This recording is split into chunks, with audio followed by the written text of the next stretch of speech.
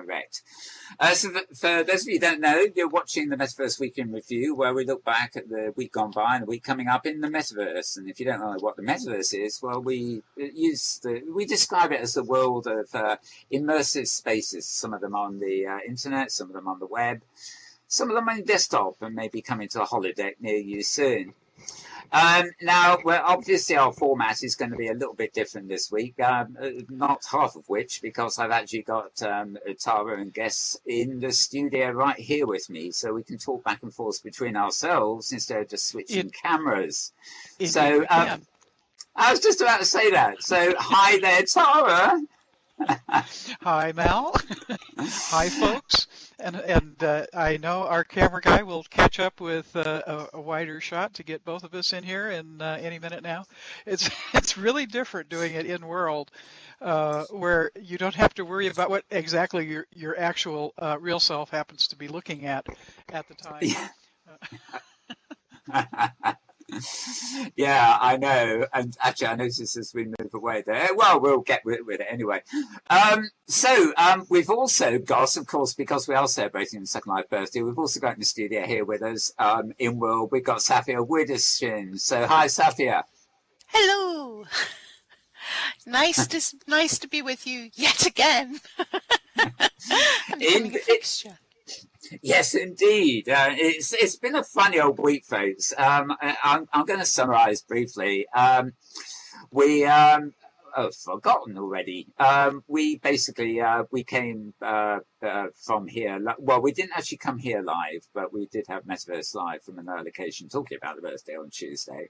On Wednesday, I had a panel that I was hosting on the future of Second Life Media, and of course Saffia was on that, and that was in an auditorium just across from our stage here. And since then we've had quite a few things, including yesterday we actually taped a session with Felon Coromel from the Inside the Avatar studio. It wasn't an edition of Inside the Avatar studio, but we thought because we broadcast out, we'd better sort of get hold of him and sort of take what he had to say. So we did that. And we've been all over the place, and many thanks too to, she's not here at the moment, I'm afraid she's traveling, but Pet Love Pet Shop, who's been doing some wonderful camera work for us, as well as MO today. Most of the activity during the course of the week has been focused on this wonderful collection of 20 or so Sims, which is devoted to SL9B community. However, Linden Labs put the call out many months ago for other people to sort of donate Sims to put events on and have their own parties, and there have been quite a few of those too, which there's part of the build here. There's a community hub where you can teleport out of the main hub area to other events happening around the grid. And one such event midweek took us all by surprise, and that was over on the Burn 2 player, which is the sort of in-world equivalent of Burning Life. And Philip Rosedale, who's a big fan of Burning Life, popped in there and sort of had a question and answer section for about an hour or something like that. And apart from his visit, which again was off the main build, there's been nary a Linden in sight, actually. I think Saffia would agree with that. So we're kind of one. Actually, they may have been, but there have been about 4 or 5 Lindens that I know of who've popped in to visit. They just haven't made a big fuss about it. It hasn't been, which is perfectly fine. You know, it's not their party, but they have the door is open for them to come and join us. And some of them have popped in to have a look round, which is lovely. Great, yeah. I have a feeling there's a lot of bolts lurking around too. There always are. I think most of them do. I think most Lindens choose to come in as olds these days. They do get harassed a bit otherwise. Yeah. Or they get followed around. Yeah. Now, one of the most fascinating things, as you probably gathered from our intro clip, if you're watching this on the web, is lag. It's a very common thing here at Second Life at busy builds, and that has probably been, as always, the main complaint at the birthday build. We are actually going to be continuing from InWorld here during the show up until about 2 o'clock when we'll do our wrap-up, and at 1 o'clock we're hoping to get a reboot here, which means we'll be offline for a short while, but then we'll be back, hopefully, lag free. So just some warning about that. The show, we should, no, the show won't be offline, but we will in avatar form during that reboot. Yeah. While the reboot goes on, you over there at the channel will be watching clips as usual. And welcome to everybody who's at the channel, by the way. I see Dirk McKeegan is there, Geo Meek is there, Bevan, of course, is there. And I have to scroll back to the rest. So I'm only on one. Oh, great. And Robustus, even better. I was trying to get Doozer to come and join us today too, but she's busy fiddling with Mankind Tracer, I believe, on another channel. So we can't have everything. So welcome Robustus and everybody else too. I see Kat and I see Robin Sheridan as well. Oh, wonderful. Okay. Well, we'll keep watching the channel chat over at Livestream or at Metaverse Week in Review and BTV Live or all the many places it could be. And we've deliberately kept it low in world here because we're on the edge of an exhibit and we really don't have that much room around the stage here to cram too many people in. So I hope you'll forgive us for not inviting you all in world. Okay, back to some regular programming, as it were. We're going to concentrate on SL9B. I might have some other news, as may Tara, for you as we go through the program. But my chosen headline of the week is something called Cloud Party. Now, I did refer to Second Life lag, and anybody who knows Second Life lag might think that is a cloud party. I'm sure Second Life is getting my meaning.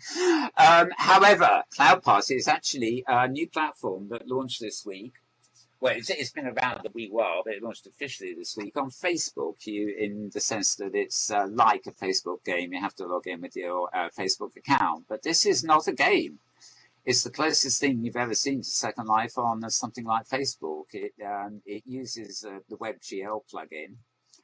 And you can import your own 3D objects into the world, just like you can in Second Life. You have building tools that look very similar to Second Life's prim building tools. And you get some land for free. Yoo-hoo! Slightly unlike Second Life. And it does show all the signs with its Facebook connection and everything else of becoming a pretty thriving user-created place. So I'm going to open this for conversation in a minute to see the other thoughts. One reservation I did have about it is that it doesn't work, unlike most Facebooky type games and platforms. It doesn't work on the iPad. I'm not sure whether it works on Android, but it also doesn't work in many browsers. I think you're stuck with Chrome or Firefox, and if you use any other browser, I use Opera and Thunderbrowse mostly. Those browsers just won't load or download the WebGL plugin. So at the moment, you do have to be in a limited choice of browsers to get to this thing. But I'm most impressed with it. So let me turn to Tara, since you're live with me. Have you seen it or been following? Actually, yes. As a matter of fact, I did whiz in there this morning briefly. In between our prep for doing a show in World, and did a kind of a quick look around and got halfway through the tutorial. And actually, the way they're doing it now is there's a direct URL to get in to go to, and you can log in. It appears you can log in anonymously as well as log in with Facebook credentials, but you don't go in via Facebook. So I was very positively impressed in the little bit of time I was there. There was certainly some glitchiness as far as what was on my screen and what wasn't. I couldn't quite I could figure out how to res prims, but I couldn't figure out how to do anything with them. But there was too many. There was all this show conversation going on, which normally isn't happening. So I have long since given up multitasking. But and your avatar choices out of the box are extremely limited. Let's put it that way. You can change the color of your T-shirt and the color of your hair, but I suspect if you go, if you get into it and start importing stuff, then you have you can obviously do more. I did take a few pictures, which we can toss in later.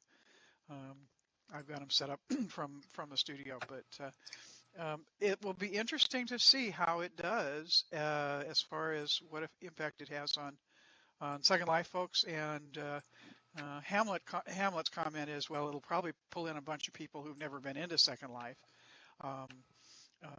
Indeed, it doesn't work on all browsers at the moment. I'm sure that they're working on that. I first tried to get in with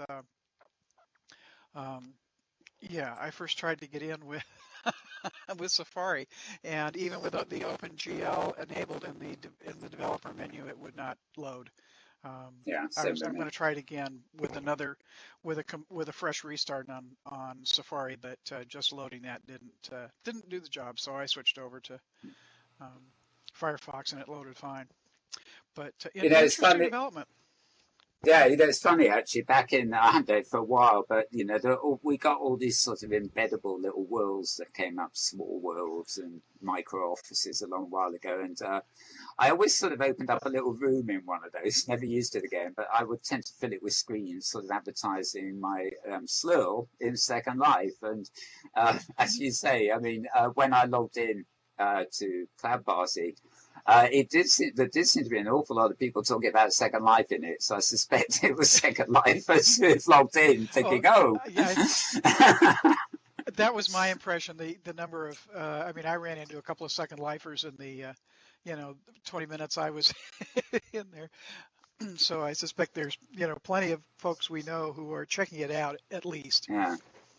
But it could, of course, be rather funny if it acts as a promotional vehicle for Second Life. But we'll see. Have you seen anything of this, Saffia? Are you familiar with what we're talking about here? I actually have been a little busy this week.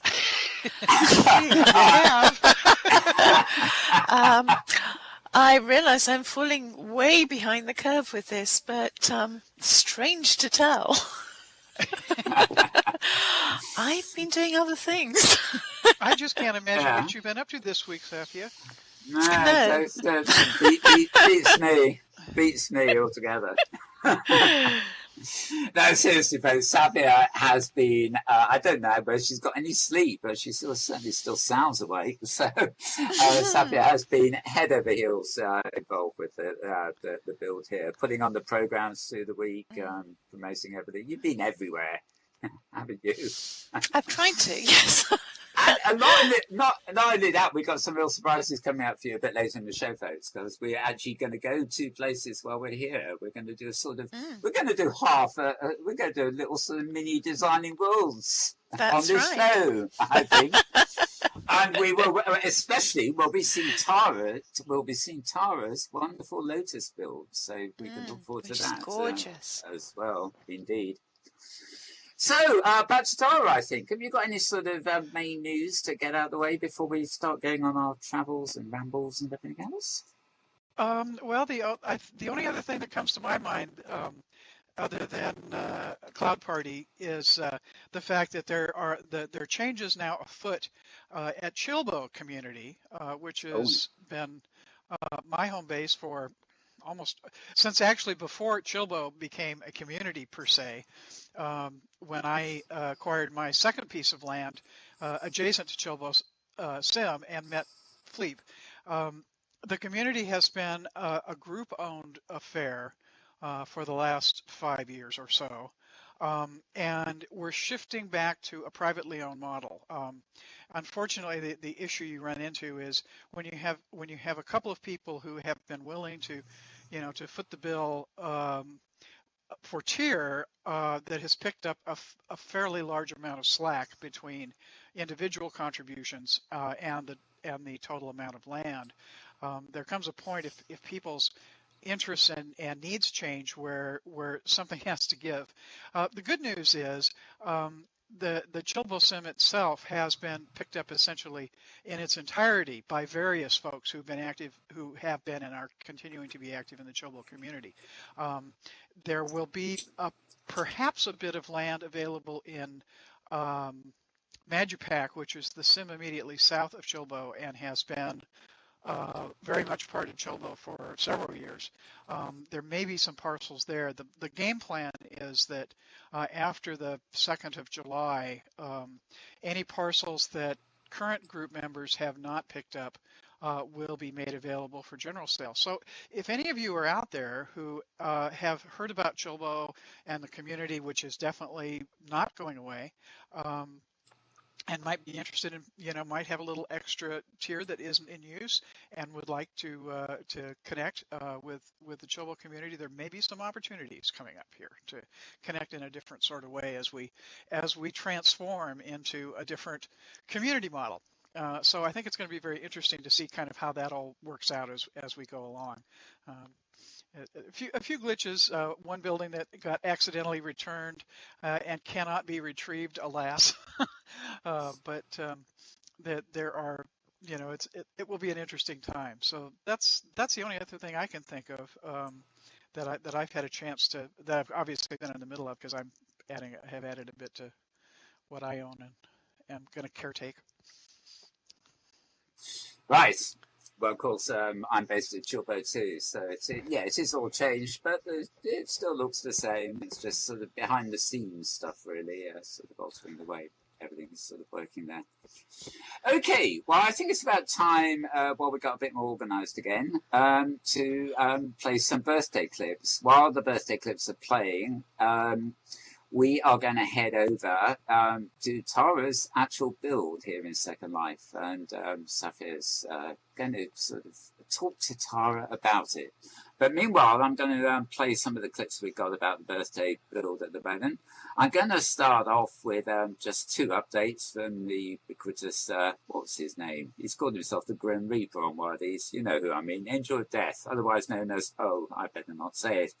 Right, and also, a little bit of a clip. I haven't got any audio on it, but a bit of me talking over some footage of Mr. Rosedale. And what else? Oh, well, just clips. So we should be back with you, I think, in about 10 minutes or so. And over on the live channel now, I'm going to cue the first of the clips, and we can take it away.